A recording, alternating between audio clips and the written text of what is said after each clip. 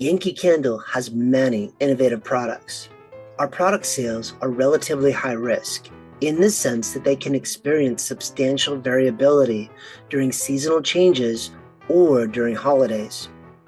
Every Yankee Candle carries forward a legacy of innovation that revolutionizes how we think about home fragrance. We use more than 175,000 pounds of wax every day. Yet through major retailers like Target, Kohl's, Walmart, Meijer, HomeDepot.com, and our very own Yankee Candle shops, we now produce over 200 million candles per year.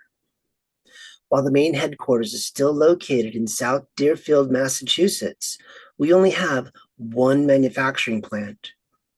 Our candles and accessories can be found in our nationwide base of over 475 company-owned retail stores.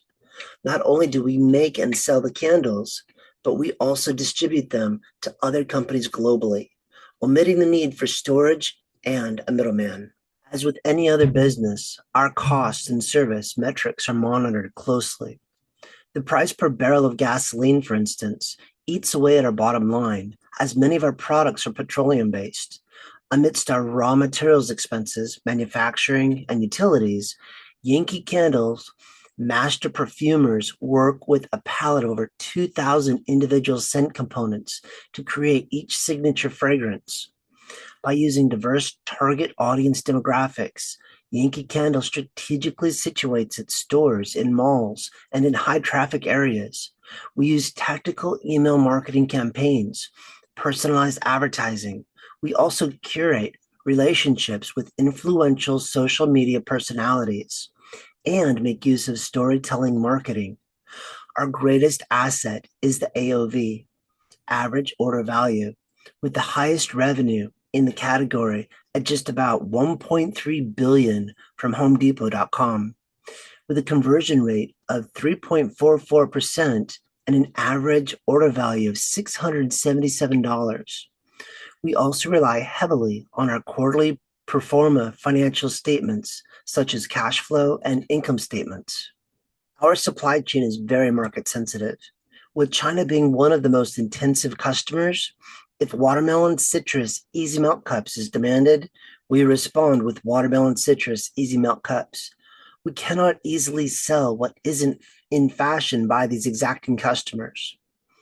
Two specific examples of variability that impact our product supply chain are demand and seasonality. Our sales plummeted in 2021 when COVID had wiped out some people's sense of smell. When money dips occur around tax season or gas inflation occurs, our product demand instantaneously drops. When Christmas or weddings appear, our demand skyrockets. As our product flow rate is fairly consistent, our manufacturing facility does not hold traditional inventory. That being said, our retailers, with their purchases, serve as a holding area for our product. Each store themselves have 2 to 3 boxes of product in top stock or reserve. As such, the most important product-specific reason we hold inventory is for product advertising. It's always easier to sell what can be seen in the here and now. Get your customer to touch, hear, see, smell, even taste your product. The importance of a sale becomes a trade-off between advertising expense and product availability. And this is why it is so imperative for us to keep our shelves full. When a stockout occurs, we lose that customer, not just that one sale. Our customers will not wait for another item to become available. Rarely are they patient enough to purchase another or like item. They lose faith that we'll be there for them during a moment of crisis. They need our products for their emotional highs and lows, as a gift of sentiment, remorse, or fulfillment. And as always, they keep smelling great. Being one of the fewest remaining American companies, our return on investment is pennies on the dollar. If we lose that customer, we've lost their loved ones, and theirs as well. From our wholesalers who fill our tanks outside, we get our raw materials like wax, wicks, etc. Let's just say that our jars come from the train yard. These are the basic ingredients we need in order to whip up a batch of candles. Once these ingredients are combined, like a candlestick in need of baking or cooling, this is our work in progress inventory. As the work in process moves throughout the plant, piece by piece, like a baker in the middle of making a cake, our warehouse may at times seem a bit messy. But once our product is on the sales floor, these materials become a living, breathing, touchable advertisement for Yankee Candle.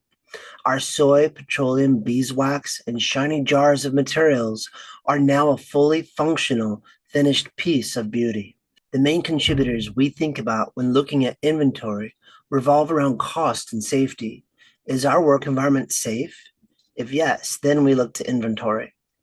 One contribution would be last period's sale and unit flow rate. Can we order up to the full quantity we sold last period?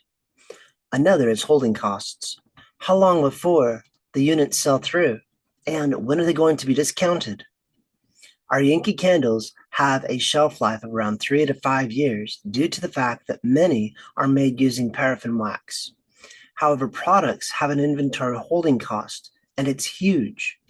After adding storage costs, employee salaries, opportunity costs, and depreciation costs, and dividing all that by the total value of annual inventory, you'll end up getting inventory holding costs.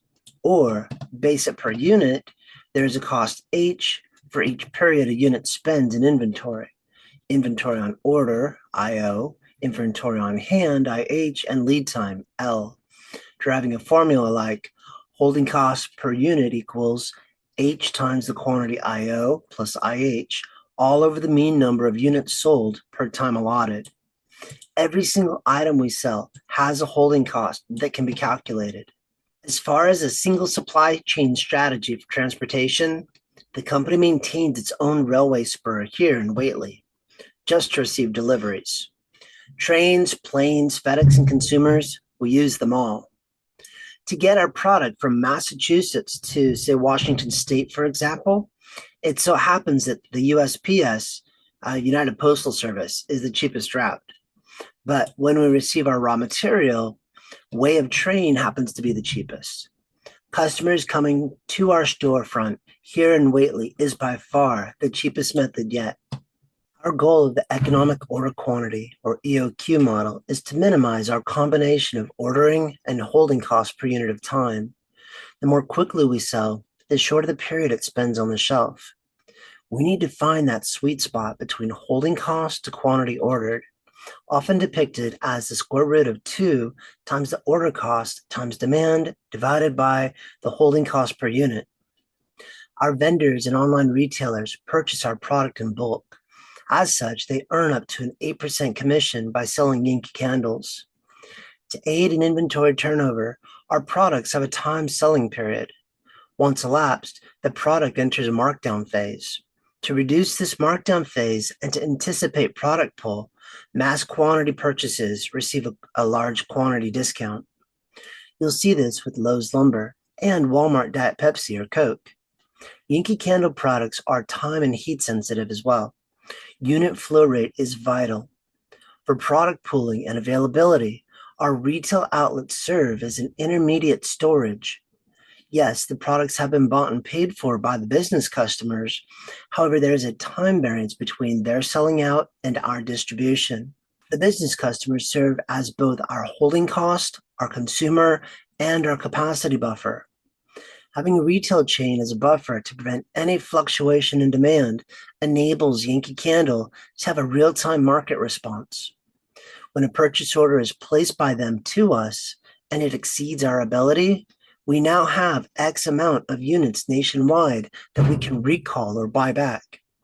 This added outlet capacity permits a continuous flow without bottlenecking the manufacturing process.